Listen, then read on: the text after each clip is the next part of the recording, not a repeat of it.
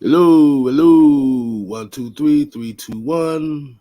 What's going on, people? What's going on, people, man? Heavy hitters coming in on Wednesday, 9:05. I'm your host, Six Man. Okay, shut up, phone. I'm your boy, Six Man, K Styles, hosting tonight. To my stage left, we have the Don, the Icon, the Summer Hill Nightmare. Don, what's going What's on, good man? with What's good with y'all? Y'all already know it's showtime. All right, and right below him, we have the minister, the calm before the storm. We got you talk sports. Yes, sir. What's going on, people? And right below me, we have our special guest of the evening. We got Mr. Ryan Winters. Don, we have a nickname for my man Ryan here? What you want? What you how you want? What you want? My channel's called Sports Chat 503. You can call me anything you want though, man. So I'm all good with it. What you think? What you thinking, Don? Um, We let's. I'm trying. we, I'm we gonna call call him we call him I'm gonna call him the Oregon Geese. 'Cause I can't call him the Canadian Geese because Oregon's not in Canada. Okay. I So was gonna call him the Oregon Hammer, but that's cool. All right, man. What's going on with you, Ryan? How you Feeling doing? good, man. Feeling great. Loving life on the West Coast. Hey, man. Shoot. Hey, we appreciate you coming on with us, man. We gonna discuss uh a particular player that came from the school and get some insight on him, and we're gonna also talk about some Oregon Ducks football stuff as well. So, hey, man, we about to have a little fun tonight, y'all. Definitely appreciate you. Don, you want to go ahead and get right into it, and like I said, if you don't see Mad Mike Sports on here, he may not be feeling well, so y'all make sure y'all keep your prayers up for him. He's on the DNP list right now, but that's good for him. Let him go ahead and get his rest. All right, so let's go ahead and kick this show off, man. Go ahead, Don. all right. So I already know everybody in the chat. Y'all want to talk about the schedule release for today. We'll talk about that a little in a little bit, but we brought Ryan on to talk about one of the draft picks we chosen. And that was Brandon Dorlus. Did I say the name right? Yeah, Brandon Dorlus. Brandon Dorlus. Yep. The defensive tackle out of Oregon. So, um, I didn't really. I watched some Pac-12 football last year. Oregon is always a team that people like to see because you know they're going to put up a lot of points. We hope Their offense, but you know I'm going to have to watch Oregon a lot now because they crossed over into my conference, and I am, of course, everybody know Oregon did join the Big Ten, but hey, you know we're gonna treat them okay. Michigan, you know we own the conference, and we're gonna continue to own it. they're the for years champs, to man. come. Yes, we are. We took care of that Washington business that y'all couldn't take. Hey, But we got you. We got y'all. We got you. But let's talk about Brandon Dorlus, man. What's some things that stuck out for you when he played at Oregon? well, first of all, y'all got a great individual. Brandon Dorlus is a solid dude. Always has been. I've had a lot of communication with him over his years. I'm a golf coach. He got way into golf in the last year or two. So he and we don't even talk football whenever we see each other. We just get right to the golf. I mean, this guy is driven, married, grounded. He's got his whole future in front of him. Oregon historically is not necessarily known for having a lot of really strong defensive tackles. We have some here and there. Haloti Nada, shout out, right? NFL Hall of Famer. We got some. Don't get me wrong. But Brandon Dorlus is a difference maker. Now, we had a guy, his name was Jordan Scott, and he was from Florida. Brandon Dorlus is also from Florida. And it was a big deal for those guys to come all the way out to Oregon. At that point in time, we had Mario Cristobal and we had other connections to the state of Florida. And so Brandon Dorlus came out and immediately made an impact as a freshman. He was one of the best players on the team day one. And all he did was got better over the years and really put on a show in the last year, was just absolutely dominant, and did whatever he was asked of him. He did it to the best of his abilities. So I'm really excited for him. I don't know exactly how they're going to use him in their scheme, in their defensive scheme, but I know for a fact this guy can do a lot of different things, including come off the edge, come through the middle, and even there was doing some crazy stuff at Oregon where they were putting guys into coverage and backing these guys up. Kayvon Thibodeau was one of the best pass rushers in the country his senior year at Oregon. There were multiple times where he was following a tight end like a DB, just backing it up. I mean, they're one of the best pass rushers, and he's coming off the line. So Brandon Dorlus did the exact same thing as soon as Kayvon left. Brandon Dorlus also played at the end position as well. So just very versatile player, very smart player, but more importantly than that, a great individual, a great human being. All right. You know what? I got a new nickname for you. I ain't gonna call you the Oregon Goose. That's corny. I'm gonna call you Wintergreen. Wintergreen. I like it, man. Wintergreen. Hey, man, we keep it fresh. hey, he already got it right there. See, I knew he fit in already. I knew he fit in. Yeah. All right, Jew, man, you want to go ahead and follow that up, man? What's your takes on Brandon Dorlus from what you've seen? Yeah, I mean, I've mentioned this numerous times. Can y'all hear me? Yeah. Yes. Yeah, when it came to Brandon Dorlus, he seemed like a guy that's versatile, as he was stating, like a guy that can move up and down the defensive line. That's pretty much what I took from this draft class for the Falcons, just in general. I think he's going to be a player that we can move around on this defensive line. And I expect our defensive line, like they're looking for guys that can do multiple things, that can stop the run, but that also can move around. Because I think we're going to run a lot of stunts up front. As he mentioned, Brandon Dorlus, I've seen his film and things of that nature where he's dropping in the coverage. He's doing different things. He's lining up as a 3 tech. He's lining up at defensive end.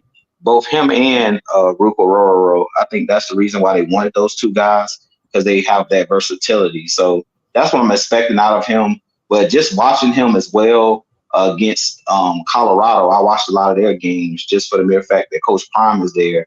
And he seems like he's a guy that has really good short area quickness, similar to Grady Jarrett, as far as he was getting in the backfield pretty much every play. So that's something that I definitely think that he's going to be a disruptor on the defensive line. And I really think we have a lot of depth now because we've added these guys. So I really feel like if we can keep these guys fresh on the defensive line, I really feel like we're going to wear teams down just with strength and numbers, because we have so many guys that can rush the passer, so many guys that can stop the run, and they're interchangeable parts. So, yeah, I think he's going to be a pretty good player. But the main thing I noticed is his physicality. He seemed like he's one of those guys that's physical, stop the run first, but on his way to stopping the run, he's going to get after the passer. Absolutely. I mean, again, and I not to be like the West Coast guy that loves the Southeast defensive tackles, but that's how it is out here. We love to see if we can get some talent from the South to be able to come out here. And he was one of these cats, low center of gravity, big body. The state of Oregon does not have that many dudes like him, and so he's representing, and he's always been one of those guys, Deerfield Beach, Broward County, he's just one of those guys. So he's and like I said, very versatile guy, 3 tech, 2 tech, whatever the case may be. Like I said, when Kayvon left, he went out to the end, was playing defensive end as well. I think he's better in the middle, but he's very versatile and he's very strong at the point of attack. But I think his better play is actually his athleticism. So if he's not trying to get trapped up in anything and trying to overpower anybody, he's trying to shake dudes loose and be able to get to the play, whether it's quarterback or the running back. One game I looked at tape on with him was a Texas Tech game last year. Mm-hmm. That stuck out because I'm like, okay, this guy can, like we said, very versatile, can do it all, just for his size, And I know most Falcons fans, they scratch their head when we picked on the, they were like, we just drafted Ruke from Clemson. Why are we getting him? And I'm like, Well, we're not getting yet defensive tackle. That's what it says on his name, but he can play the edge, and we're moving to a 3-4 defense. So our end guys, they're gonna have to be over 280 pounds. Right. And both Ruke and Brandon, they both can do that.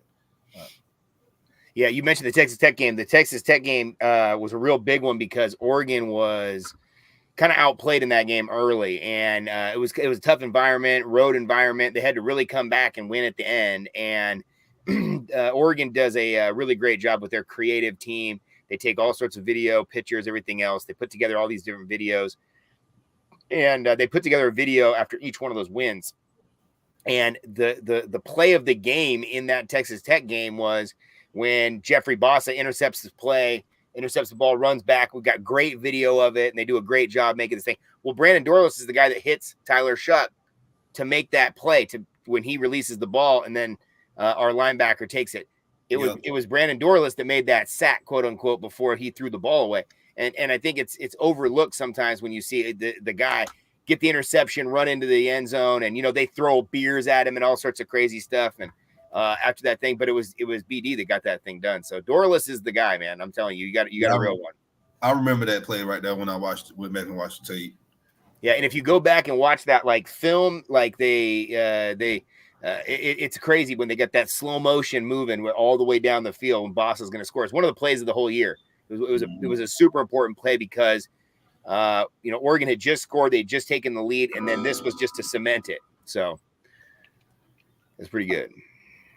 And then the other thing, just to go back on this, Oregon has struggled with putting pressure on the quarterback from their defensive tackles, and we haven't had a lot of pressure from the defensive tackle. We've had some great run stoppers, but we haven't had guys to be able to really get after the quarterback. And Brandon Dorlus this year had a run where he had sacked, like you talked about the Colorado game. So he got Shedeur Sanders, he got Caleb Williams, he got this, that. I mean, he was stacking up some heavyweight talent. DJ Uyungule at the Oregon State at the end of the year. And he was going up against some top flight talent. I don't know if you realize as well, the Pac-12 is done, but in that first day of the NFL draft, there were a lot of Pac-12 guys that went. I mean, that first day, if you look at the list of who went on that first day, a lot of Pac-12 guys were there. Yeah, so, we know we drafted the quarterback in Washington. Yeah, including offensive line from Washington, offensive lineman from Oregon State. I mean, so he's going up against some talent. I know that the Pac-12 tends to not really get its respect from other parts of the country, but this last year, the Pac-12 was playing some really good football, and he was one of the best players in it. Even the past couple of years, like the Pac-12 has really been putting out a lot of talent from the trenches. Like, we know one guy that's playing in Detroit right now. Facts. Yeah. So, and that's somebody, I wanted him back in the 2021 draft. Yeah. Well, yeah, I mean, no, offensive line, I think historically the Pac-12 has always really done a good job. I think the Pac-12 has historically always had some really good players. Historically, you've had USC that's always had good offensive linemen. Stanford have always put great offensive linemen in the NFL. Washington, Oregon's had their run of great offensive linemen here and there. Arizona State. There's a bunch of guys who are offensive line guys who've gone. But it's about the defensive line. Having the defensive line guys, that's the real difference. And when you have those guys, especially 2 or 3 of them on your team, that's when you really start to stack wins on the West Coast. And now that's going to be the real challenge when everybody goes out east, right? When we go to the Big 10, when everybody else goes to the Big 12, or everybody else, you got to stack up on the defensive line. I think y'all will be fine. Just with Dan Lanning, he bringing that SEC style of football to Eugene. So. I think y'all will be okay, the first couple of years. Yeah, but once y'all get, y'all footing into the Big 10, it's all just going to be about recruiting. 100%. It's hard to recruit out here, man. We're all the way out here. We're very remote, small state, way out here. So you got to do some work to get those kids out here, especially guys like we're talking about, from Broward County, Florida, man. You got to get – that's a long flight to go home. But yeah. Oh, my bad, dog. My bad. Go ahead. I didn't know you was back. Yeah. That's all good. But my thoughts on what I saw when it comes to Brandon Dorlus, and I think Ryan pretty much said it. It was a relentless motor, and I think that's just one of those key aspects, especially for a defensive lineman in today's, not even just today's NFL, but today's football in general. That kind of stood out to me. Especially going back and looking at that game against Washington. The regular season one. Yeah. That was one of the best games I've ever been to in my life. I mean, the Ducks lost, but I'm telling you, that atmosphere was unlike anything I've ever been in. I mean, it was insane. Great college football game. I mean, yeah, because like you said, and I advise everybody to kind of go back and kind of watch that game in particular. You may see a lot of Washington kind of throwing quick dump offs and quick slants and getting the ball out quick. But if you pay attention to Brandon Dorlus in that game, he was beating his man pretty much 90% of the time. Yeah, I agree. And he, like I said, I mean, he in my mind, he was one of the best players out here. And we had a pretty stacked league, especially I mean, the Huskies had 10 guys go in the NFL draft. Like that was a hell of a good team. Yeah. Right. They were good. Including that the two big offensive linemen, Fontenot and that Rosengarten. I saw that. Yeah. Both those guys. I mean, that whole group was good. I mean, all their wide receivers went. Of course, Penix, but they were pretty stacked, man. They were good. They just weren't good enough to beat the best team in the country. No, well, I agree, and I think that Michigan. If you want to get onto that topic, I think Michigan was the better team. I think Michigan was a better team all year long. I think Washington was a team that really peaked, and they played their best game against Texas. Man, they had a good shot at it, but I tend to think Oregon would have given Michigan a better game than Washington did. I think to be honest with you, I think if they would have put Florida State in, I agree. I think Florida State would have gave Michigan a run for their money because Florida State defense, did one thing good all year long, and they stopped the run. Right. I agree with that. I think that both Florida State and Oregon, of course, I'm a homer, but I think that both of those teams, I mean, we lost to Washington by 6 points. I mean, in 2 games, so, and including the one up there in their building where we should have won that one. Right. And so just kind of saying it gives me a little PTSD, but I was at both those games, man. That one in Vegas was a real stinger because we thought we had that evened up. We thought it was a chance, but my point being is it's really hard to win a championship. And especially now in the system, you got to get really good during the regular year, and then you got to get hot at the right time, and you got to sustain that. That's hard for teams. I think a lot of teams may go in and win that first game, have a tough time winning the second game. So, congrats to the Wolverines, man! Y'all did it. Go Blue! There you go. Go State, man! Hail to the victors! Hold on, now. Let me go and get a shout out to the people that's already in here right quick before we move on, man. Like I said, we got Cartier Walker, Carlos, Smooth C78, Andrew G. Oh, hey, I just opened the chat. What up, chat? What up? We got Jonta, Sherman Wood, Iron Mike 404, Maurice Martin, JB, Southside. We got Auntie Pam in here, Eric Mack, Brian Peoples, Pat Norris, Michael Walker. We got my boy Workflow Dre in the building, and Trip 654. Well, hey, y'all, if the first time you see me, I see some people saying Winter Green. What's up? I got a channel, man. I go live on Tuesday nights. I do 2 hours. I go pretty crazy. Like during the regular season, I go wild, man. So like, I'm all for it. Now we're going to the Big Ten. We'll be talking a lot of Big Ten football. I do weekly videos every single week. I'm a season ticket holder for the Ducks. I go to all the games. I'll be going to the Michigan game this year. So shouts out to the Big Blue. Can't wait to be out there. So I if you guys are interested, I talk a lot of junk out here. I always try to keep it respectful. I'm a Catholic school kid. Hey, look. It don't matter. Look. It's all fun at the end of the day, man. Exactly. So, hey, look. I'm about to say that since you do content, go ahead and for the people that's new in here, go ahead and plug your channel one more time because we're gonna do, we're gonna put it on our community tab as well. So people Yeah, start following. Sports Chat 503. I started in 2010, so I've been doing it for a minute. I try to do it every single week during the regular season. I try to do Duck videos, national college football videos, and I used to do Pac-12 videos. Now I'll be doing Big Ten videos, but I try to go through every game, talk about it through the whole year, and then, once football is over, I start talking about basketball, and then in the offseason, I just kind of go, wow. But I started doing live streams. I do StreamYard. I do live streams, and shouts out to the whole community out there. It's super fun. Tuesday night, 5:30 on the West Coast time. I try to do it every week. And yeah, man, I'm on Twitter, Instagram, whatever. I'm just a regular dude. I'm a high school teacher. Shouts out. Golf coach. What up? I used to be a basketball coach for years and years. Now I'm a golf coach. Golf coach is crazy, dude. All you do is hand out snacks to kids. Hey,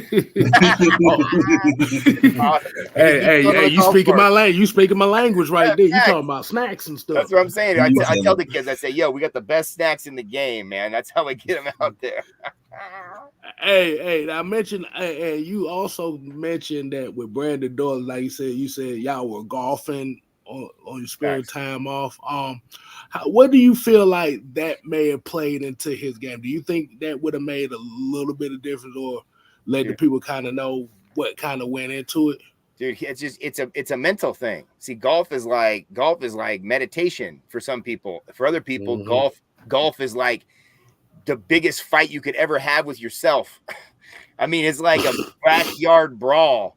Golf is crazy. It's such a mental game. So you really get an insight into people's mental game, and how strong are they mentally. What I like about golf is what I always tell kids. I played all sports growing up. I played everything as long as I could. I hurt my Achilles tendon. Shouts out to Kobe Bryant. I'm the same age as Kobe. When Kobe hurt I'm class of 96. Kobe hurt his Achilles. I was like 2 months later, blew mine out too. Couldn't play basketball after that, barely anything, and I respect the game. Once I did that, I started golfing. And I'm with these guys that are like completely addicted to golf, man, because it's such a different game. After you play football, basketball, baseball, everything else you could play, golf is just so different, and it's just such a mental game. So you can learn a lot from people by their wherewithal around golf. Like, do they have the stick-to-itiveness, right? Are they willing to get after it? Are they willing to get a bad shot, go after another good shot, be able to flush it and get on to the next play? And I think, a guy who's willing to go in to play golf, especially young, you can really tell a lot about them, because they're willing to go out there and be vulnerable and put themselves into risky situations and like try to get the best out of it, even though at the beginning of your experience with golf, you're not that good. And so it was a struggle for him when he first started playing. He's a big dude. He doesn't really have the same sort of flexibility, a lot of other guys have. The little guy golfer, Rory McIlroy or whatever, hit the hell out of the ball. The guy's not that big at all, right? You get these big dudes and these big muscles, man. It's hard to get that swing through. So I just like the, tenacity of the willingness to like really get after it, and the willingness to like improve and want to improve. So, the other thing about Dorlus is, man, the guy is hilarious, and I've always said that dudes who are funny are smart. And, you want to hang out with dudes who are smart. You want to hang out with dudes who are funny, make a good time better, And Brandon Dorlus, man, he's the guy. He always makes it better, man. No matter where he's at, whatever situation, always makes it better. Yeah, I just wanted to get that story out there, so I let folk know that yes, golf is way more harder than y'all may realize. That is one of the games where everything is up to you. You got no excuse. That's right. And Tiger Woods didn't get that good without a lot of practice. My guy was a relentless practicer, man. I mean, crazy. So yeah, golf is about like how much were you willing to put into the game, and I think that's kind of a little bit of an insight into somebody's character. Yeah, I mean, I know for me personally, I grew up around the game of golf since I was like 9 years old. Okay. So I would not say that it may be boring to watch on TV for most folks. Yeah, but when you get out there. It's you against everybody. It's you against the elements. It's you against yourself, like Ryan said. So, hey, and willing to focus. It's you in the moment, like willing to focus. That's what I love about football, right? I mean, the play happens in 6 seconds, and it's boom, boom. You got to be all systems go for that whole time. The longest plays in football. Maybe next year with Caleb Williams running around like crazy, they'll last a little bit longer. But these plays don't last more than 10 seconds. I mean, most of the time. So it's like you got to get in where you fit in, especially defensive line. So, yeah. Okay. Hey, G, you got one more thing to add about Brandon Dorlus before we move on to the next topic, man? Yes, I want to ask, as y'all call him, Wintergreen, another question. So who would he be his NFL comp, like a current player that's in the league that you would kind of compare his game to?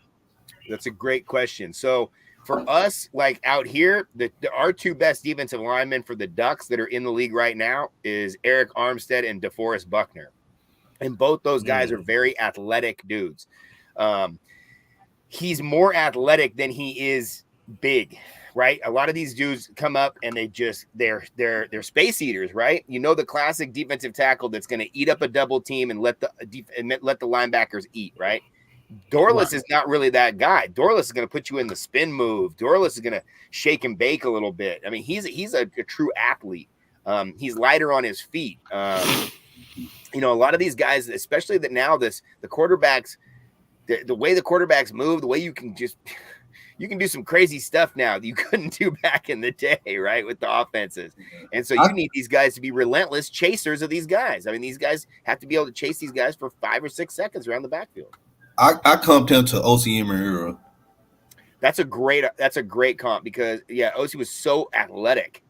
And he you know, I always kind of think about him. He didn't even need to have the leverage. He could just stand up on him and just be like, whip the hands away and go. He didn't need to have that low center gravity, that bull rush. And that's kind of Dorlus is the same way. I like that comp because Dorlus can stand up even on the stunt. Like they you know, college football does all sorts of crazy stuff with these defensive. They don't just go straight ahead most of the time. And they're always trying to do something to upset the offense or whatever, get people thinking. And he did a great job on these where he would just wait for a second, let his guy slip forward, kind of almost like an offensive guard pulling, you know, and he just had that nice footwork. He's in the right place at the right time. That's the main thing. He's got strong hands. He can do all the things a defensive tackle can do, but I think he can do a lot more just athletically than an average defensive tackle. Now, I don't know if he can do all the other things that the bigger defensive tackle might be able to do, right? Stand dudes up and hang that double team on him. I don't know if that's in his wheelhouse. We'll see. Yeah. Question before we move to the next topic. It's an Oregon question. Shoot. Joey Harrington and Chris Miller, which one? So Joey Harrington is a guy who's grew up with me. Joey's 1 year younger than me, so I always have love for Joey. We grew up kind of in the same sort of areas. We played sports together at school at the same time, kind of a thing. He's the captain comeback. But Chris Miller, now we're talking at old school, right? Atlanta, man. Chris Miller was so the comp for Chris Miller for us is Justin Herbert, because Justin Herbert and Chris Miller had kind of a similar type of thing. Justin Herbert was the first player at Oregon to start as a freshman since Chris Miller did it. Wow. In like the 80s. So that's kind of one of those crazy stats. Like they don't look the same. Obviously, Herbert is huge, but Chris Miller was the guy. Chris Miller was my first like quarterback that I knew when I was a kid. It was big time. And but you know, Joey Harrington, if Joey Harrington was out today with the way that they package these quarterbacks up or whatever, he'd have a much better opportunity. He got caught up, and so did Akili Smith, another one of our guys at the same time, that got caught up in that era where you were the number 1 or number 2, number 3 pick in the draft. You could basically just dig your grave right now. Those cats just didn't survive. I mean, outside of a Peyton Manning or something like that, a lot of those guys just didn't survive. And so yeah, my buddy who I went to high school with went down to Kentucky, played tight end for Eric Couch was his quarterback. And when Couch went second in the draft, same thing, right? Go to a terrible team, just get obliterated. No offensive line to hang with you. Just you're injured as heck right out of the gate. So I tend to think if Joey was able to come out in a time like now, man, he'd be really good because they'd be able to protect him. Okay. Let's go. But yeah, Chris Miller, shouts out, dude. Yeah. Hey, man, you know I rocked the Atlanta Falcons starter back in the day. You know this. I had the satin one, and then when they went with the hoodie, first year with the hoodie, you remember these, man, with the toggles? Remember these? And one with the Atlanta Falcons with the big symbol, and then I went to a high school that was the Falcons, and our Falcon symbol was the same as the old school Falcon. So I'm pretty sure you was a big MC Hammer fan. Oh, well, MC, no, I wasn't. I was a Too Short fan. I'm from the real, dude. MC Hammer was popular as hell, but bro, we were too short, man. Too short is the thing out here. Yeah. But yeah, no, MC Hammer, man. The MC Hammer was like the girls in the class all had the Hammer tape. You know, we had that Easy E and that Too Short, man. That was our thing out West Coast. For sure. Yeah. Since Don already done got into it, yeah, that was gonna kind of be my question because I want to go ahead and talk some Oregon football with you, man. It's hot right now. Exactly. So, I know we constantly through the show kind of been talking about the move to the Big Ten over there with Don and them. How confident are you? Like, I want to see how confident are you as far as the team making that adjustment to that conference? Well, first of all, I'd like to say to Don, thank y'all for letting us join the league. Because if you hadn't let us in, we would have been out here on our own. We would have been on the Mountain West fast. Okay, a couple of things about that. One, I mean, I do think that this year's Oregon Ducks team is really good. And over the last couple of years, what Dan Lanning's doing with the recruiting and with the transfer portal. I mean, recruiting is one thing, but his transfer portal thing is just out of control right now. I mean, in the last transfer portal, you got two of the best quarterbacks back to back, and one's going to sit behind the other. When the heck do you even see that in the transfer portal? I mean, you're one of the best quarterbacks in the league last year with Dante Moore, or in his senior year. And he was supposed to come to Oregon. At the last second, he goes to UCLA. Now he comes back to Oregon, and he says, "I want to come back and get developed." So now you're going to have Dylan Gabriel be in front of. I mean, so those are the kind of stories that we're just not used to at Oregon, because it feels like, you know, everybody uses the young money, old money thing against us, right? Michigan's old money, Oregon's got that new money, right? And so Oregon just wants to be a part of the situation. And you know, historically, you know, we didn't really have that much of a connection with it. It wasn't really that much of a priority. And ever since college football has become more of a national brand, and we've been entered into it a little bit, we got a taste of it, of what the real good college football looks like. We want more of it. And the Ducks have done, I think, enough to have respect, but we still haven't, you know, kicked down that door. So I think this could be a great year, with the fact that going to the Big Ten, you're going to get, there's no more East Coast bias. That's my thing. It's like, there's always been, it feels like for us on the West Coast, East Coast bias, right? Whether it be that we're just the time zone difference, nobody's watching our games, especially when we had all these games at night. You know, nobody's watching these games, and they'll watch some highlights here and there. They'll see what the uniforms are or something, but it's just fluff. There's nothing real substance to it. And that's why I think, to go to the substance thing and talk about Colorado, you know, Dan Lanning, man, he upset the whole bowl with that Colorado crowd, because, you know, he said, we play for, you know, we're rooted in substance. We don't play for clicks, you know. And of course, he's saying this while they're filming him, right? For a video later on. But it's one of those things where it feels like Oregon's got a little bit of attitude now, and Oregon's got a little bit of a swagger they really didn't have. And they really couldn't have it because they didn't really have anything to back it up with. Now, we had that Chip Kelly era where we were doing things different. You know, Marcus at the end of that with Helfrich after Chip left or whatever. And we had that little run, but that was just us doing it kind of our way and doing it different and being quirky with it a little bit, being more of a gimmick offense, more like the Princeton offense for basketball. You know, we can't hang with you straight up, so we're going to try to go run around the other way. And now I think we're playing straight up football. Now I think we're recruiting guys that are right with everybody else that's in the same kind of category as Alabama, Georgia, Ohio State, Michigan. You know, we're trying to compete with those dudes instead of looking around our own conference and saying, okay, we got to compete with Washington and USC and UCLA. We're trying to look at the best in the country. Why would you not? So I really think that just right now, specifically, you know, Ducks are in a really good spot. If you would have done this move 2, 3, 4 years ago, would have been a whole different ballgame. And I really believe this, that if you would have done this whole conference realignment thing 10 years ago, there's no way the Ducks would have even got an offer. And, you know, originally, to go, not to go on a rant here, but originally when the Pac-12 first started, we wanted Texas and Oklahoma. That was the original idea. So actually the West Coast, the Pac-12, we actually had a vision of what the whole future was going to look like. And at the end of the day, we're the ones that got screwed. We lost our whole conference because of the mismanagement and everything. I get it, but we actually had the idea of the future that could have happened. And the reason why we didn't do it, because we didn't want to give Texas the Longhorn network. Now that's a drop in the bucket. Like, instead, now it's like this conference is done. So I do think Oregon is the best out of those 4 teams going in the Big Ten next year, but I don't think the Ducks are going to win the Big Ten next year. I do think they're going to be in the top 3 or 4, which might put them right in that 12-team playoff. I believe so, man. Speaking of Joey Harrington, man, like you said, and I know Ju probably will probably wonder about this as well. Is what do you think went wrong as far as, do you feel like his confidence got shot from his time in Detroit on why he kind of didn't pan out like a lot of people thought that he would? Yeah, I really do think there's part of that is the story. I wouldn't want to say that for him because, I know him as absolute fighter, an absolute dog. Mm-hmm. And he's not going to be the guy that's like, no, I lost my confidence. That's why I couldn't do it. I just think that, again, we're talking about the very, very, very, very best, the most elite of the elite of the elite. And when I always hear these dudes is like, oh, this guy got the NBA. This guy sucks. I'm like, bro.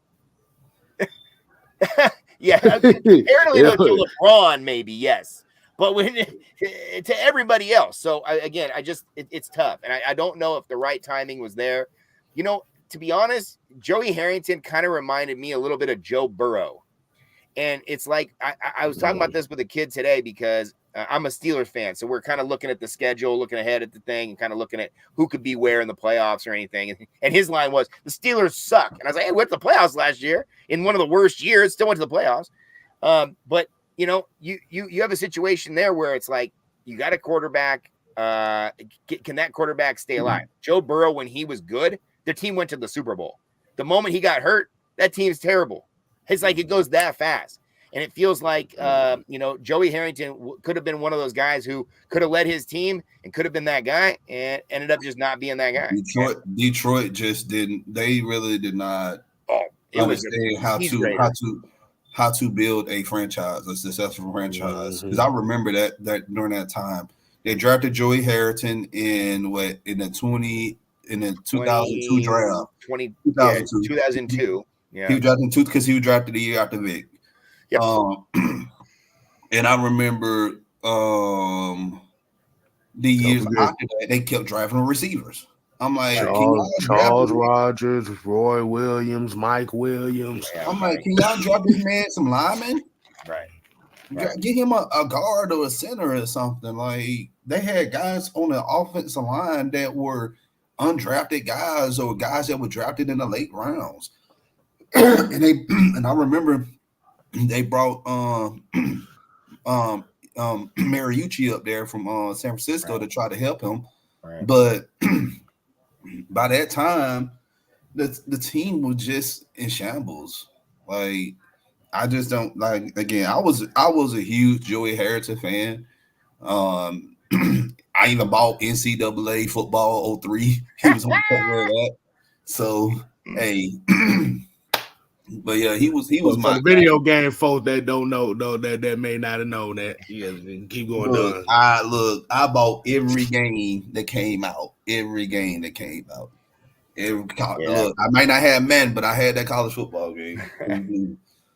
Yeah, it's a tough one, man. I mean, it's like, and I mean, why did Tom Brady be successful when nobody else thought he was going to be? I mean, it's like, it's just weird. I think a lot of times it's the placement. That's why with Justin Herbert, we were so thrilled with Justin Herbert going to the Chargers because it felt like he went down a little bit in the draft and went to a little bit better situation. And that can be a big difference. I mean, some of these guys just didn't make it. I mean, my favorite guy was Akili Smith. Man, Akili was our guy. Kind of early on in the double threat, dual threat kind of guy, but a baseball player originally, just had a great arm, good feel for the game. And he went to the Bengals, and I mean, this guy didn't even make it to year 3 or 4. I mean, this guy was just completely done. And that era was tough for me to watch because you have these guys and you pay them a huge amount of money too. That was, remember the day before they had that rookie cap, that first thing where they didn't have the rookie deal. Man, these guys were making some big money. And then they go out there and don't do anything with them. And they wouldn't even put, like you said, put some offensive linemen with them. Well, everybody knows the offensive line got to be helped though. You got to put somebody there up there. Yeah, I always say it like this, man. As much of importance as it is to have a quarterback, boy, if you don't have that offensive line shirt up, man, it, Facts. it don't it don't damn matter how great that guy is. That's right. But yeah, you done brought up some names, boy. Keely Smith, boy. Um, We love him. it's a Now his kid's gonna come to Oregon. His quarterback, his kid will be here at 25. Well, oh yeah, I did read about that. I did Yeah. read about that. That's gonna be Yeah. good. Got enough. So I say this. Here's another question. This is gonna be going pertaining to the draft.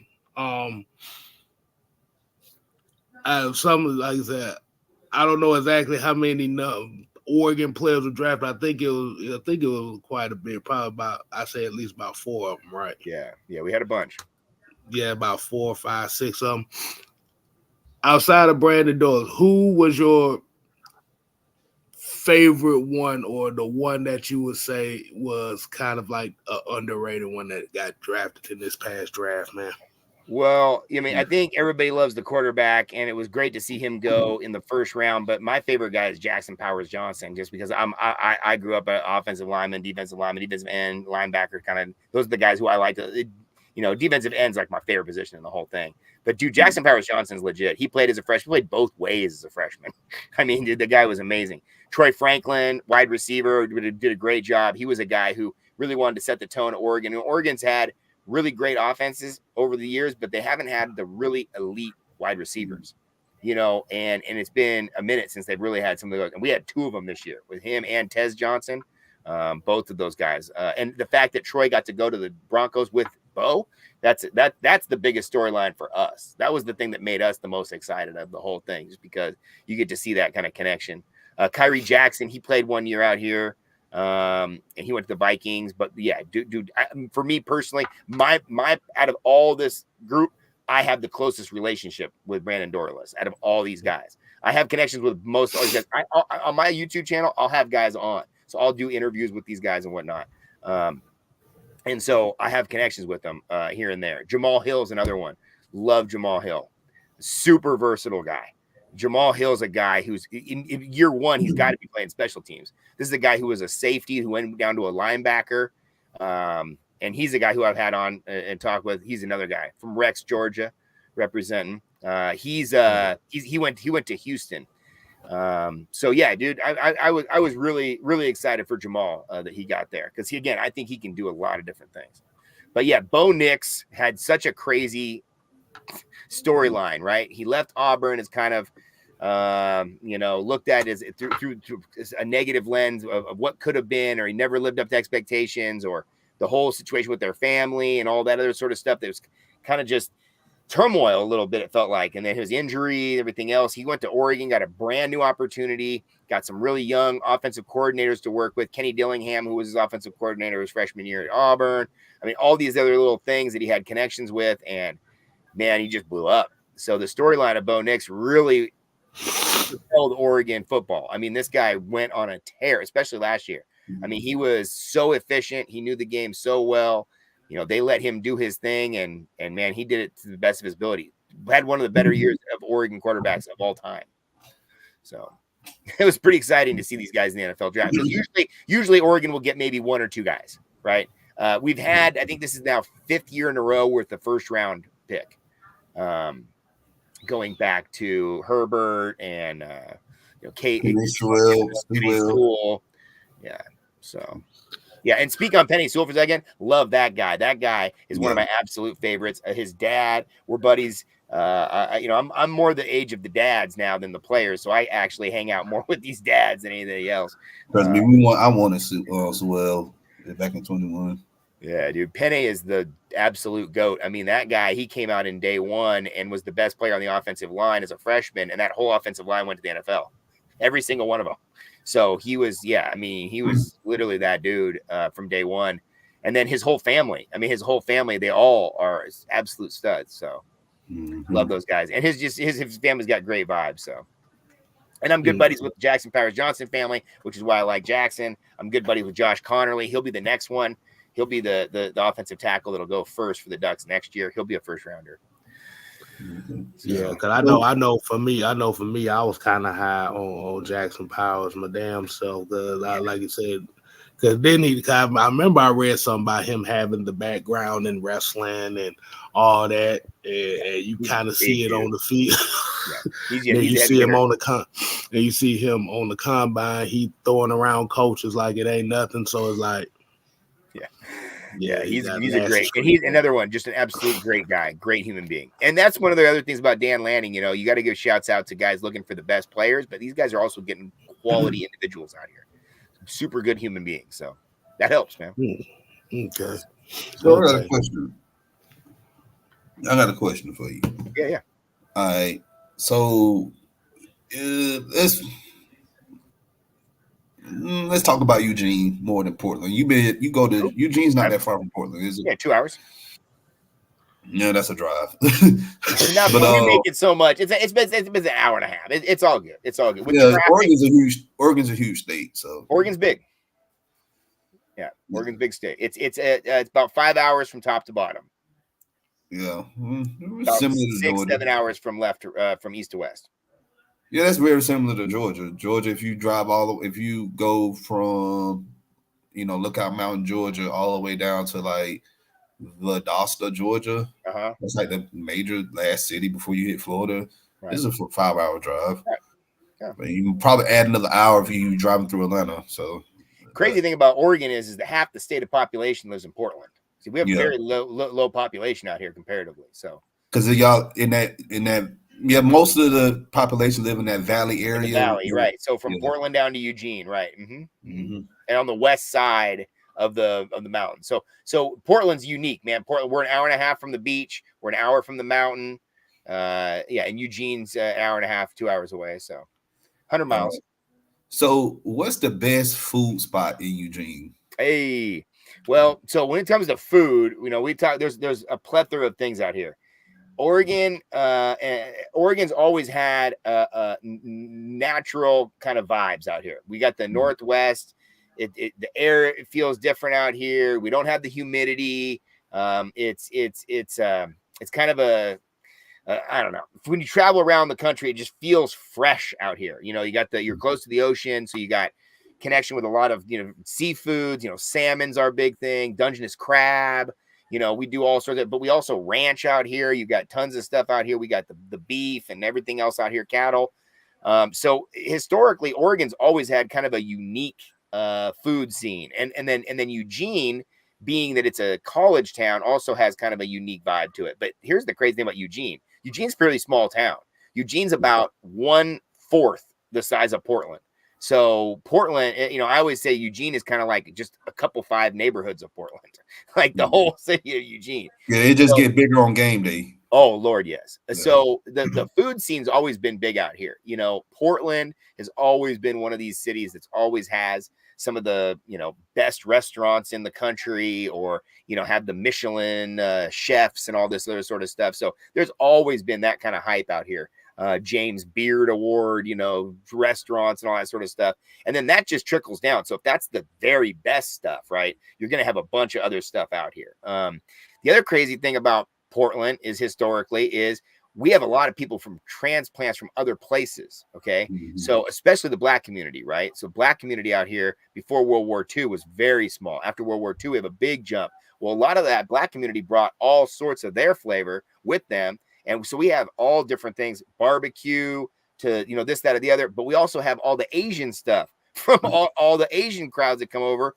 The Korean War brought a ton of Korean refugees. The Vietnam War brought a ton of Vietnamese refugees. So we have some of the best like Korean food and Thai food and Vietnamese food mixed with also, Southern food. We got all the different types of barbecue. When you talk about like eating barbecue in Portland, it's crazy because you've got all the different parts of the country's barbecue. We don't have our own barbecue. You have the Texas style or Tennessee style or whatever you want to talk about. So Portland's kind of a little bit of a hub for food, and it's spilled down into Eugene as well, right? Eugene then has that same kind of vibe. So they've got the classic things down there that people kind of love to talk about. Like there's certain pizza places that, like there's a pizza place right on campus called Tracktown Pizza. And there's a lot of people say, oh, that's the best. That's my favorite place because it's got all the duck paraphernalia. It looks like this. It looks like my office, right? It's just jammed with all. But other people are like, that pizza's not any good, man. They got, So, and then the other thing about pizza, you got we don't have anything that's natural pizza out here. So you get these like California stuff. You people putting broccoli on the pizza or whatever, and then you got people coming from New York and they're like, "Get that freaking broccoli off the pizza." Well, nobody want no. I wish I would see somebody with some broccoli on some pizza, but this is what I'm talking about. It's like this. Everybody comes together. Everybody comes together out here. So, yeah, dude. So let's talk about some restaurants. First and foremost, my favorite restaurant in Eugene is called Mozzi's. Mozzi's is the original Italian restaurant. It's been there since the 70s. They got the classic vibes. They got the candles on the table with the red checkered tablecloths and all that sort of stuff. It's old school. But yeah, you mentioned Voodoo Donuts before we started. Voodoo Donuts is super popular. Yes. People come out here and they go crazy for these donuts. And the locals, we don't really vibe with it as hard because it's kind of more touristy, whatever, but it makes a good donut. Don't get me wrong. They definitely make a good donut.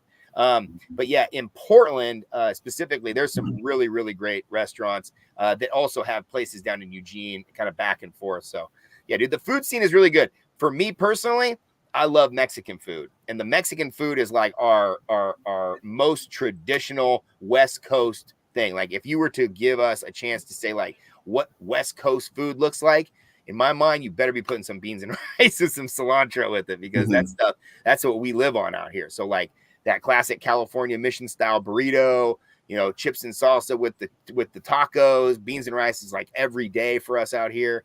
We drink the Mexican beer out here. We keep it light. We drink the margaritas out here. So we got a lot of real Mexican connections out here as well. So it's a vibe out here because the West Coast is a collection of just all these different groups. And so like on any given week, you could go from like some Asian food to some, American South barbecue to some, it's a Mexican back and forth to some Thai. I love that freaking pho soup, that beef noodle soup. I love pho. Oh my God. So it's just one thing after the other here. So that chili sauce and jalapenos in it. Oh, so good. Well, speaking of somebody, we got Mike's in the building.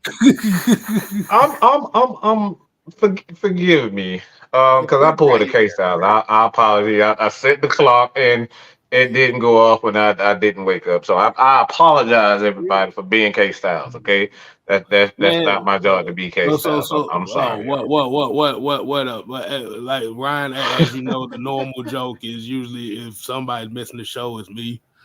Okay. Yeah, he fell asleep, and I had a long day. Yeah. So had a long day at the hospital. Man, good God Almighty. Yeah. So I was there for a good 5 hours or so, and didn't expect to be that long. So yeah, I didn't get the chance to really rest. But now that I'm here, I want to ask you a question. Love it. And I'm positive that they probably went over it before, but I need to I need to say this. I'm here. What how do you choose Oregon as a school? Because I need help, because when you got great teams like the Georgia Bulldogs, and allegedly a team like Michigan. Ain't no allegedly. Don't start that shit, man. Ain't no allegedly. Allegedly. I mean, yeah, you said you was allegedly the greatest school of all time because y'all got championships from 30 years ago. I mean, we also have like over 70 years. They got championships in the 40s. Excuse me, sir. I asked a question. I just you're being very rude to Mad Mike right now. This shouldn't be. We're the first team to win over 1,000 wins. So yes, that's crazy. So ain't that happened last year. 1,000 wins. That's crazy. Yes. Well, hey, Mad Mike. I'm sorry to cut you off, man, but yeah, much respect. I'm glad to hear you're feeling better. You got the green light. Yeah, my family's all from Oregon. We're all born here. So like my grandparents went to Oregon. My parents went to Oregon. I'm there. My son will be there next year. My son's graduating this year. He'll be there. So multiple generations. I was born on campus. My mom was going to school when I was born. So deeply connected. Like I always tell kids, I didn't pick it. But I'll give you a little connection though. I did get to choose the other schools that I like out there, and my favorite SEC school, UGA. I used to wear that Georgia Bulldog hat. I used to wear. I'm a Catholic school kid, so of course Notre Dame. We always had. You got to root for somebody out there, Besides, and growing up as a kid, Oregon was not good at football. Oregon wasn't good at football until I was in high school or college. So, I'm well, I apologize. I mean, he did say I apologize for Falcons stuff. He did say he had the Falcons starter jacket and everything. Yeah, so we talked about Chris Miller. Chris Miller, man, that was our first connection to the Falcons. And I love this. I had the satin starter, and then the first one with the hood. That was the one to have. Remember that one when it went to that different material? Yes. And that was the one that had the big Falcon symbol on the back. That was my favorite. Yeah. So I'm trying to represent. And when I went down to Georgia, when Oregon played Georgia, I went down to that game. I loved it. Had a great time. Besides the football game. The football game was not that great. I wasn't expecting that. The football game wasn't great. We went down to Georgia and scored a field goal. Right. I looked around. I was like, "What happened?" Now, luckily, I got to go to the club that night, so I got to have plenty of people. Yeah. Hey, man, it's great to have you, brother. Oh, it's good to have. I'm glad to be here, man. I love you guys. Yeah. My friend, he worked at a place called the Diamond Club. It was. We know that. Yeah. I'm telling you, man. They were like, "White boy, what happened to your ducks, bro? What happened to your ducks, man?" They were buying me drinks left and right, man. I had to get wheeled out of there. Wow. Now that's great. It was great, man. Good experience. I always tell the people when I came back out here, they'd say, "Hey, how was Atlanta?" I said the peaches were great. He talking about not so much. The peaches peaches were good. Hey man. And I know you probably missed the part where Ryan said he was also a Steelers fan too. So yeah, I as long as he, That was a choice, though. I picked that. I found a picture of me. I was born in '78, so I found a picture of me when I was a baby. I had Steeler gear on. I was like, look, I guess I've been a Steeler fan since birth. Hey, let's go. It shows you. I get that. I love it. And speaking of Steelers, for those that may not have saw the opening night release, we got the opening man. Yeah, man. I'm not feeling that at all. Why are you not feeling that, Mike? Man, at home though? I'm not feeling it because I know where it comes from me. I'm get 15,000 questions. Mike, what you think about Arthur Smith? Look. I was wrong, okay? I don't like to focus on the moments that I'm wrong because typically I'm right. But yeah, I was wrong about Arthur, man. Just being I would say a coach. I just think it just wasn't his time. And like I said, I believe in him. I still think he definitely could be a pretty good coach. I think he's going to bounce back and become another head coach. But yeah, he is excellent. Excellent. He understands the game. He understands the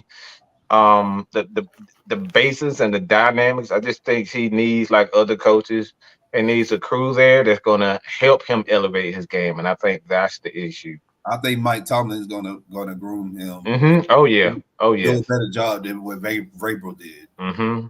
Yeah. You guys got a tough start to your season, man. You guys got that man. Game, Philly. And then KC, your first 3 weeks. That's yeah. You better get that Steeler game. I'm saying. I'll be honest with you. I love it. I mean, I love it too, and I'm waiting. Right out of the gate. I'm waiting for some Kansas City fans to come down because I'm gonna take them to a good barbecue joint down here in Atlanta. Perfect. Oh yeah, I forgot, man. Yeah. You gotta show them what's up. That's what I'm saying, man. These KC people think they're all on the top of the food chain with the barbecue. You got to tell them what's going on. I lived in Missouri for 6 years, and I'm from Atlanta, but I went to school in Missouri, and I chose the college for a reason because of the proximity to Kansas City because I love barbecue. Wow. Yeah, I chose the school because of food. Yeah, I'm not.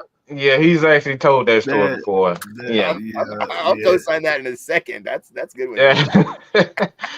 Yeah. Mm-mm. Mhm. that We're is gonna. about right. But the schedule, Uh, we could talk about the schedule real quick. And like, to be honest with you, I know a lot of fans, they're like, oh man, but again, if we play our style of football, like we know last year our defense, they played good. We had a lot of injuries with our front seven, Right. Yeah. which kind of slowed us down towards the end, the last part of the stretch of the season. But if we can stay healthy and just come out week one, week one against Pittsburgh, and just literally just let our just show our presence known, I think we'll be fine. I really think we'll be fine. I don't think we're gonna just come out with our tails between our legs like a lot of people think that we are. We're gonna come out and we're gonna play our style of football. Do y'all play an And international game? nope, no no, international No, game. no, That's no. big. But I big to got tired of avoid this, that. man. But we no international game, and we got 4 prior time games this year. Yeah, Yes, yeah. about time. see, I heard I on I the see, think see, radio. that I, was the Yeah. thing though, because we had so many games, especially the couple of games. Well, last couple of years or so, we've been overseas Right. a lot, so that's Right. probably why. Yeah, I heard the guys on the radio out here are coming home today saying that they think the Falcons win 11 games. It's doable. Yeah. The division. If you look at the division, It's the right now, division. That's what it's all about, right? yeah, Mm-hmm. Carolina, they still don't understand what they want. They got a new coach. All right.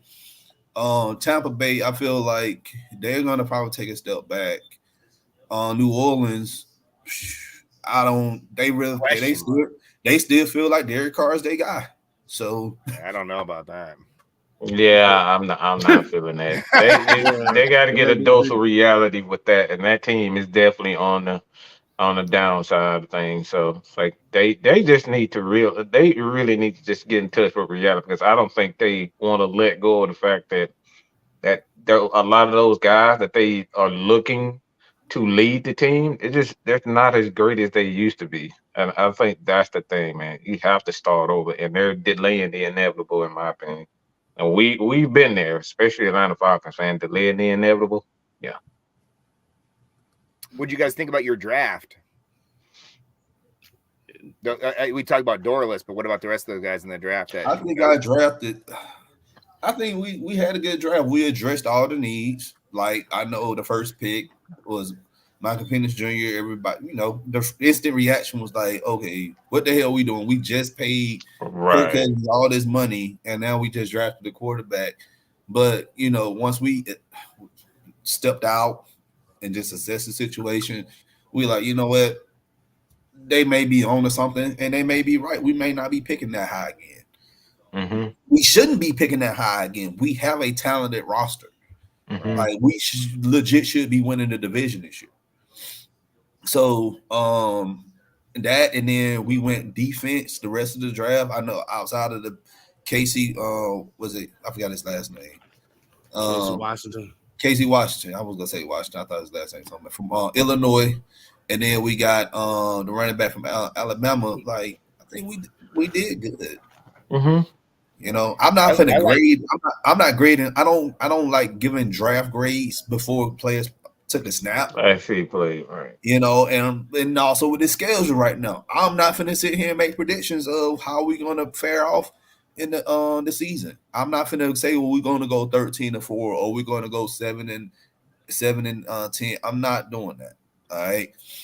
I feel like the schedule is set the way it is. I'm glad we do have some primetime games. I'm glad that we don't have to get up 8 o'clock in the morning and watch a Falcons game on a Sunday morning. I'm happy. Like this is what we got to do, and I think we're gonna go out there and play well. If everybody can stay healthy, that's the one. That's the key. If we can have all hands on deck the entire season, all right, and go over 500 with the division, I think we'll be fine. Yeah. I like Braylon Trice. I think I saw both those Washington games. I was up close and personal. When I was in Vegas, I was staying at the Washington Hotel, so I saw those guys numerous times. I had a couple conversations with a couple of those guys. Dude, I think Trice is legit, and I think his speed and his having him and Dorlus in the same class, I think is great. And I think Penix is a very unique guy. I think he's better NFL guy than a college guy. I think he's gonna be just fine. He just gotta stay healthy. But he throws the ball with such precision and such touch, especially that back shoulder fade. Oh, baby. I mean, he can really, really move the ball around, and he's got that ability to put his foot in the ground and really zing it, man. Yeah. He's not one of these quarterbacks that just can lob it around, man. He can put it on a freaking rope. So, and he's a warrior, man. He really wants it, and he's been around. He's a veteran guy. I think all those things are really good for him. I was kind of surprised that they went up, but I think what I've heard from a lot of Falcons fans was like, they just like what you said, they're not going to be up this high in the draft anymore, and you got to pick a quarterback. Right. You got to get somebody with this. So, All right. Kind of speaking back on the college state, there's another Oregon Duck player I do want to speak on as well, and I feel like it was kind of a damn shame he didn't pan out the way that I thought he was. I think might know where I'm going with this. DeAnthony Thomas, man.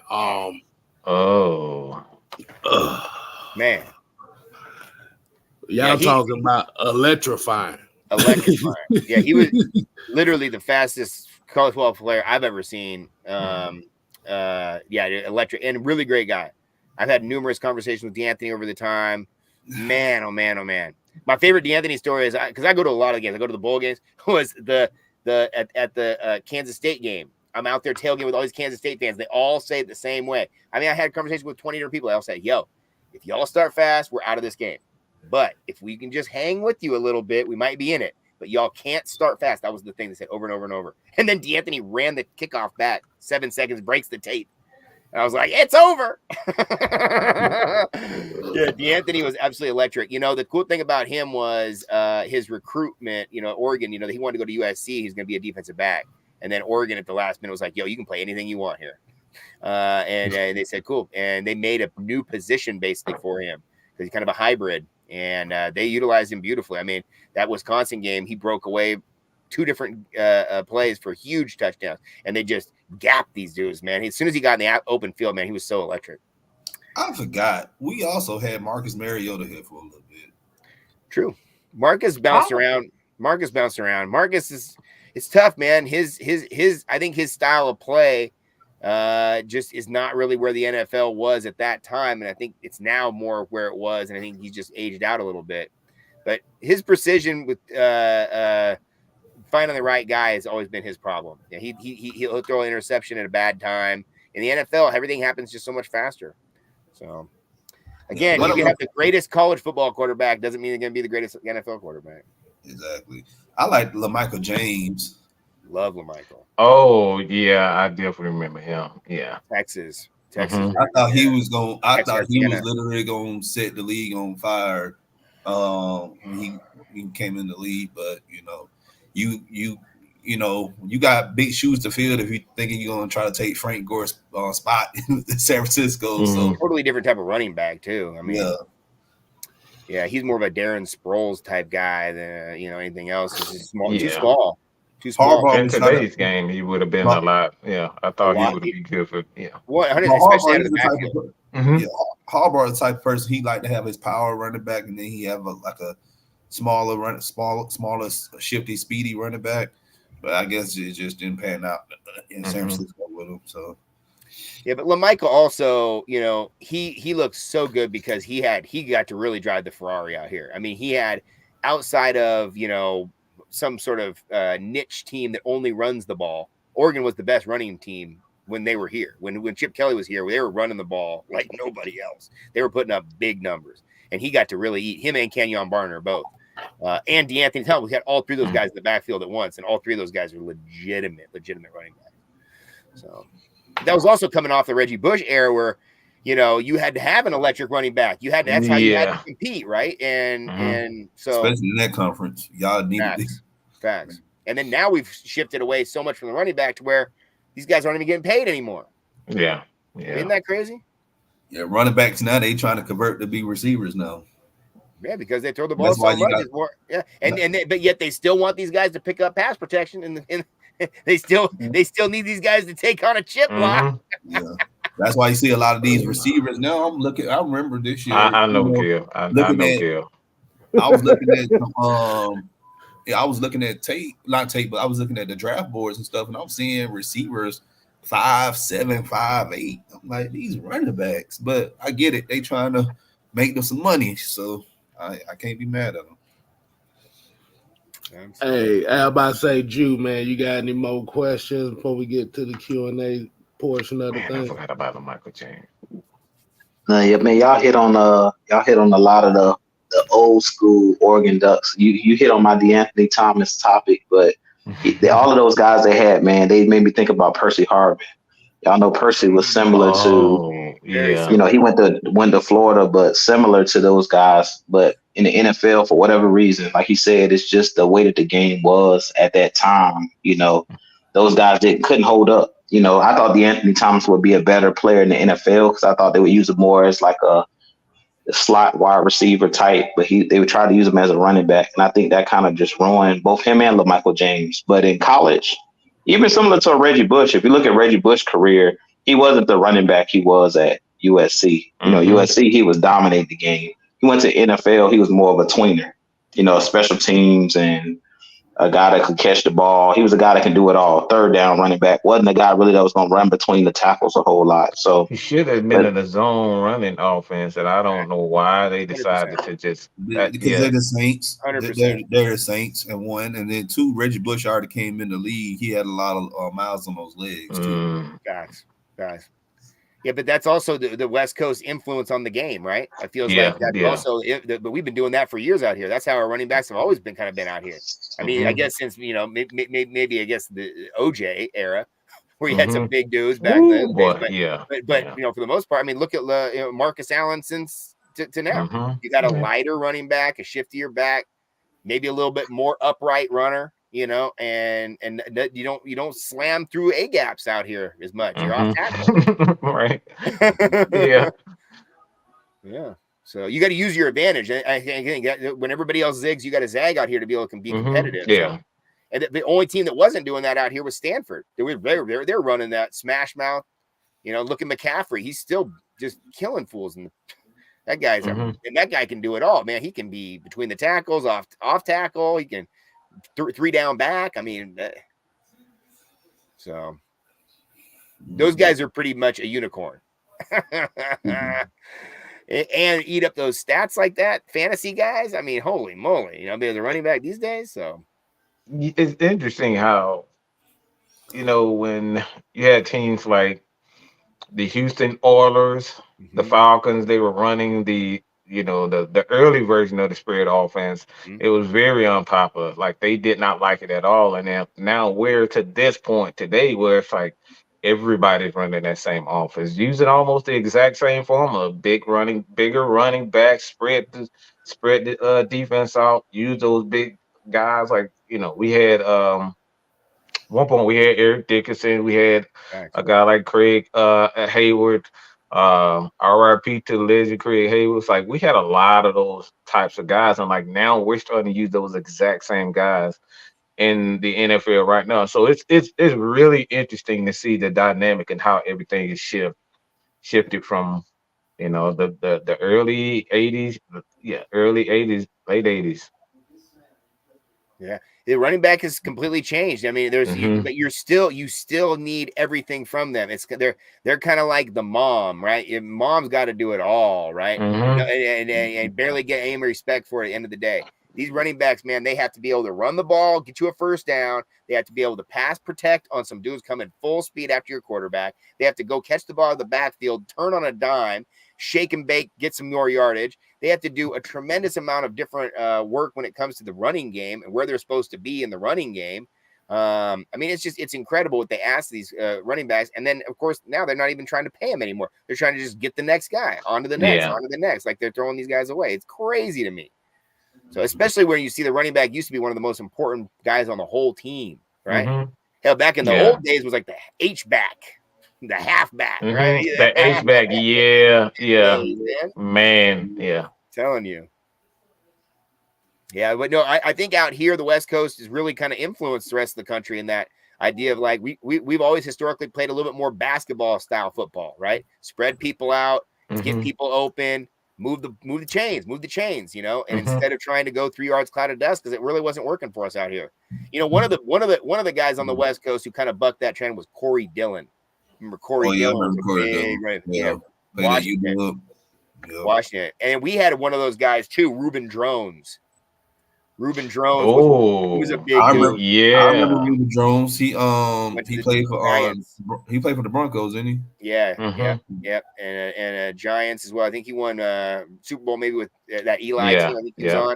Like he was a big dude, you know. And you know, we had Jonathan Stewart, you know, who's probably one of the most, you know, carbon copy type of running backs you could have. I remember his picture. He was 18 years old. It looks like he was 38, just shredded. And I'm like, you know, these guys just, you don't make these guys like this that often. Most of the time, the running backs out here are, you know, 5'10", you know, 190, 185, you know, shifty. And then we started to really get those Southern running backs. And some of those guys from the South started to think, okay, maybe I want to go out there and play because they're feeding these running backs the ball. I'm going to get some yards. That's where those guys like LaMichael James came out here and man, just absolutely ate. So Royce Freeman was another big running back for the Ducks, big body guy who ate up yardage. But yeah, a lot of times it's the smaller guy on the West Coast. But Reggie Bush is the best one I've seen personally. That guy, Reggie was different, man. Yeah, unstoppable. He was fun to watch. They came up to Oregon and just put it on us, man. I think we were in the game first quarter, and then it was like a 30-point loss. You couldn't even stop those guys. So good. I'm glad he got his Heisman back. I thought that was crazy. Yeah. Now, especially nowadays, these people be buying houses and everything for these guys. Right. Exactly. Come on, dude. They buy Maseratis, buy as a freshman. Beach homes and shit. Same thing with the LeBron. Remember they gave LeBron all that right before the Michelin Ness. They were driving the Hummer, had the Michelin Ness jerseys. They were like, "Come on, man, we know." Yeah, shaking their finger. Come on, dude. They just see through all that stuff. Exactly. If he was Christian Laettner, they wouldn't have a problem with it, though. That's what I'm saying. Real quick. Wow. Now look at him. Now look at LeBron. Yeah. What's he done? Married the high school sweetheart. I guess his wife, he was looking at his phone the other night, though. That was kind of, you see that when he's on the sideline of the Cavs game and he was doing this one, right? And he's done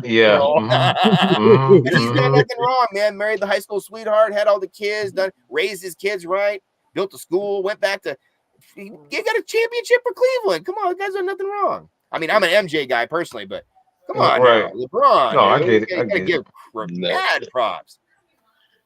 Look, I love. Hey, you're right about that, man. But I think we're gonna go ahead and get some Q&A for the people in here, man. If y'all watching, the 44 people in here, if y'all got any more questions for Winter Green, make sure you go ahead.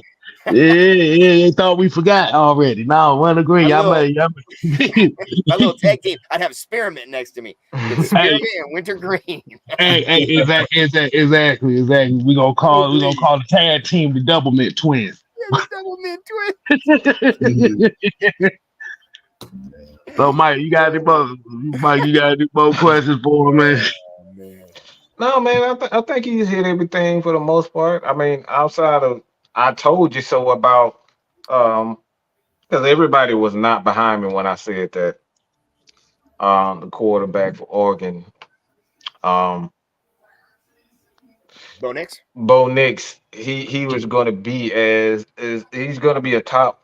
I thought he was going to be a top 20 pick. Everybody thought I was crazy when I watched him and I watched his tape. I was like, this dude can make every single throw.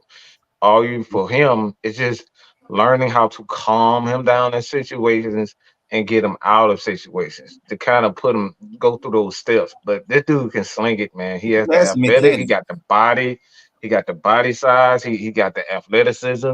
If he can just calm him down, I think he'd be a good. He has the mechanics. The problem with him is I think his mental and I comp his mental. I comp his mental to Ryan Leaf. Like, Yeah. and that's and if you Myron Leaf sing in, make all the throws, body of work, quarterback, he was good. It just when he make a mistake in the game, or if he on the sideline and you see his defense, allow the opposing offense go down the field and score, you see he's stressing the fuck out over there. Oh man, he feels like he got to do more than what he has to. Right. And that Bo Nix does the same thing. He did it at Auburn. And you seen it a little bit in Oregon too. In the I know you know that.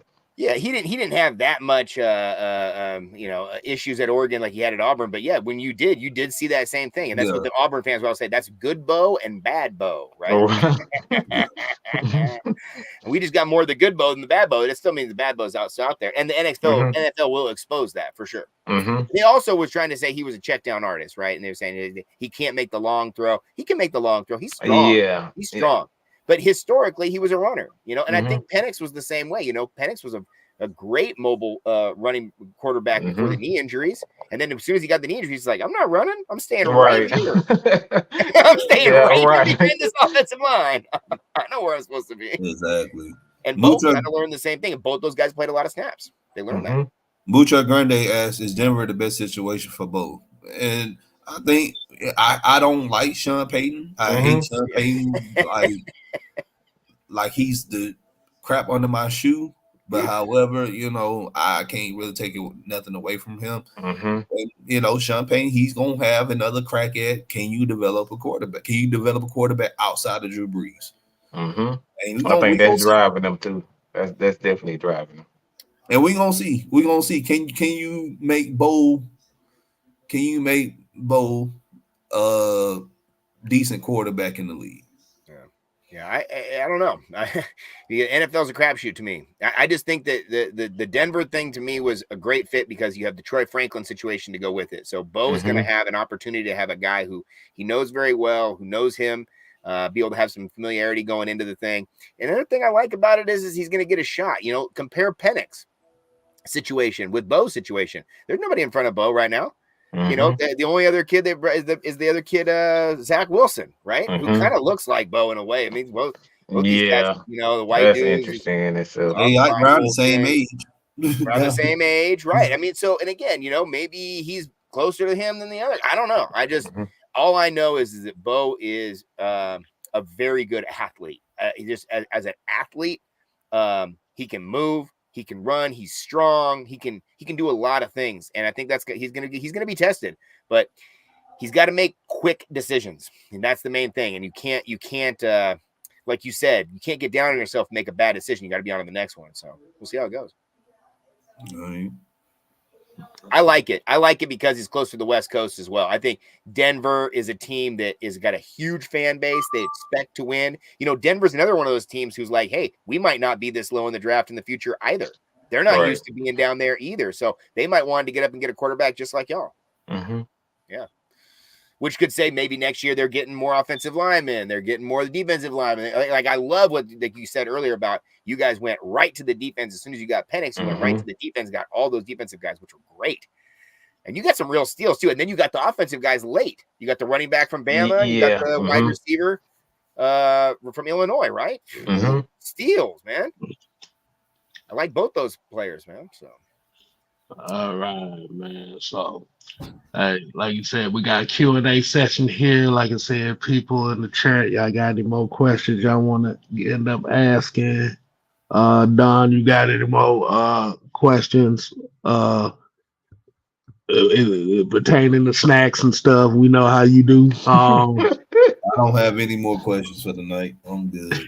I think he's full, y'all. I'm more than full. Yo, what's your guys' trap game on this schedule? Let's go back to this schedule for a second. What's that game that you shouldn't lose that you're gonna lose? At Vegas, the trap game. I'm gonna say Commanders late. This is. I'm gonna say our trap game is gonna probably be the Raiders. That's what I'm thinking. That's my first one at Vegas. Always a tough one. Monday night. Yeah. Wild things can go to. I mean, yeah, long day because they playing at Vegas. So yeah, at Vegas. Monday night. The The motherfucker need to stay off the strip. I just know that much now. Exactly. But at Denver's also a tough one. Yeah, that's what I was looking at. Elevation. Yeah. I always think though those Monday night games is always tough. You know, you never know if I'm putting money on a game, I don't want to put money on the Monday night game. That you never know what you're going to get. No. I think the best game we're going to play this year, and it's going to be a crazy game, is going to be against the Vikings. Okay. I was thinking that too, Don. I was actually thinking the same. Yeah, Cousins going back to Minnesota up there. Yep, and then we playing against JJ McCarthy. Yep. So, yeah, I think that's great. The other one I think is crazy is the Thursday night game. Any Thursday night games I think is crazy. Tampa Bay got them at home, but a Thursday night game is always weird. Man, I just hope the referee. Anytime we lose against Tampa Bay, man, the referees always got to get involved. I'm just tired of playing them. The last two Thursday night games for the Falcons have had some tremendous blunders that were involved in it, and yeah. We went from 1 year where you had two wide receivers have a Wile E. Coyote road runner moment on the field. And then the very next year, Mariota didn't look too great. So it's like, hopefully they can change it up this year. But my trap game, I'm going to be honest with you, and this is going to sound crazy as hell that I say this. I think my trap game is going to be the Giants. I was thinking that too. I think the Giants is going to probably. I think the Giants is going to have a better record this year than they did last year. I would think the Giants, and I also think Cowboys. Man, Cowboys is a tough game. You host them. Yeah, it depends on which Dakota you get. That's the thing. I just hope we get by 30. Wow. Drew's wife is his wife is a Cowboys fan, so he gets to see him up close and personal. I just hope we beat the living hell out of the Saints, the Cowboys. We do need to beat the hell out of Washington and Pittsburgh. Oh man, yeah. We got to start the year off with that Pittsburgh game. Washington, Pittsburgh got to get this work. We got to beat Arthur Smith and we got to beat Dan Quinn. I just haven't gotten over there. Yeah, Mucho, he just said you got a Monday. You got 2 Monday games. Yeah, we got 2 Monday night games. Early, you got that Philadelphia. That doesn't surprise me. You get a quarterback like Pitts, not Pitts, but you get quarterback like Kirk Cousins, and you have a guy that's sitting behind them. Like they want that story. So it's like exactly. They look at that. They put all the heavy hitters up front because they know how some of these Falcon fans gonna be and be like, oh shit, they 0-2. Put them in. Yeah. Now, is Cousins gonna be ready week 1? I think that depends on his development off season. I think if he picks up the offense fairly quickly, like Desmond Ridder, because Desmond Ridder's guy, he picked up the offense fairly quickly. So it's like if he can pick up the offense very quickly, we've stated before, and a lot of people don't necessarily believe us, but we could see that this contract could be one of those situations where, it's like, I know Kurt is here for the most part for 2 years, but don't be surprised, man, if I could just say, all right, we're going to try to find a way to get out of that contract the second year. That's what people were saying as soon as out here it was the talk of the town because Penix went there, so now everybody's talking about it and they're like, what the hell with this? And I said it right out of the gate. You know who your guy is this year. You bring in this guy, you see how it goes. You see how it goes with him coming off the Achilles. He might not be right. You see him, he might go be great. Maybe he's trade bait or somebody. You never know. You never know, man. That's why I always think, though, you have to have guys in the cupboard ready to go. Especially quarterbacks. You better have 2 or 3 guys ready to go. And then now they're talking about maybe adding another quarterback to the. I heard that in the owners' meeting or something. They were trying to do some sort of thing where they were adding another quarterback to the 15-man roster. So I don't know, man. That's just to me the best position in any of these is be that backup quarterback. Man, these guys don't get a finger on them. They got to cash those checks. Be playing golf on the off days. That's a development plan. That's what I love the most. What I'm hearing about this regime is that they're actually thinking about a development plan. Yeah.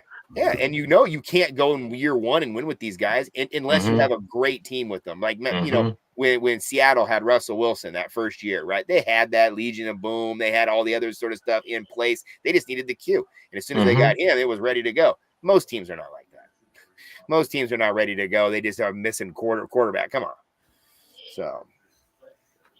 Yeah, when you look at the Cleveland Browns situation where they were winning games, I think they won at least one game with 4 different quarterbacks last year. Yeah, and I don't even know what's going to happen this year. I mean, they gave Deshaun all that upfront money. The whole thing is guaranteed. That's crazy. That is. I mean, that's like the dude down the block who put all that money into a car. He's just trying to keep it going. But I got all this money in it. I can't sell it. Yeah. That's no return on the investment, man. And I like Deshaun Watson. I have nothing against him. I mean, but maybe if I was a masseuse, but that's a different wow. Wow. Hey, that didn't come from me, guys. These rich dudes are tight. These rich dudes, these massages, all these cats get massage. The richer you are, on that note, oh man, on that note, man, we got to go ahead and end the show on that note. That's the best way to end it. I can't do better than that. We can't top that. We can't top that one, boy. I concede. Yeah.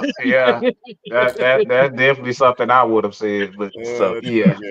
He beat us to the great time. Hey man, go ahead, Mike. No, we appreciate you, brother. Thank you for coming on. Hey man, we appreciate Ryan from coming on. We appreciate everybody that's been watching.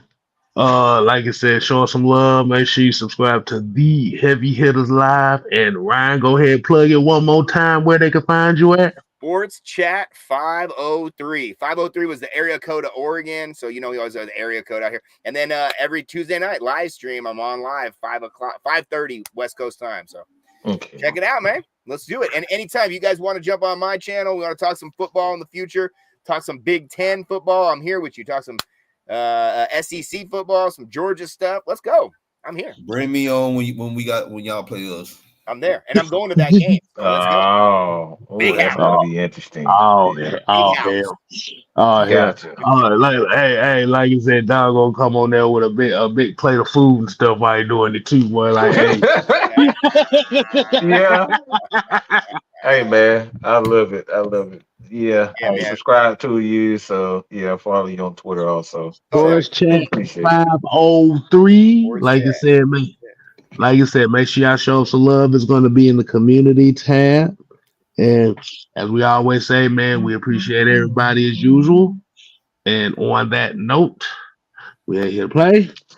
Oh, no. We are here to stay. Oh, yeah. Dig it. You ain't got to go home. But you got to get the hell up out of here. Speaking of food, boy, I'm hungry, motherfucker, right now. I'm so thinking about food myself. Yeah. Bob, I've been watching this stuff online all day. I'm like, yeah, I'm hungry. Yeah. All right, y'all. All right, fella. I appreciate that. Man, appreciate it. All right. Appreciate y'all, man. Have a great one. You too. You too.